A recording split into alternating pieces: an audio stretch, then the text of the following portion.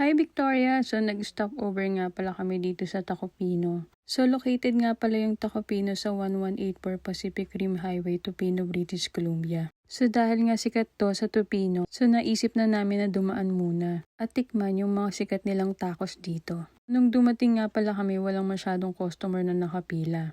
One tacos nga pala nagkakahalaga ng $8. Medyo expensive nga lang. Medyo matagal nga lang yung serving nila dito. Tumagal ng 20 minutes para sa isang taco lang. So ito na nga, titikman na natin. So ang in-order ko nga pala dito is fish tacos. So kaya pala dinadayo to. Kasi nga sobrang sarap. Sobrang init din ng fish. Masyado nga lang siyang expensive sa $8. So next naman natin titikman tong chicken tacos. So sobrang crispy nga ng chicken nila. So masarap din siya.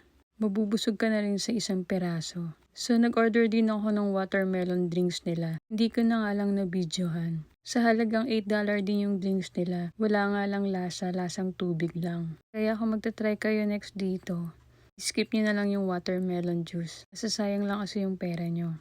So yun lang, bye!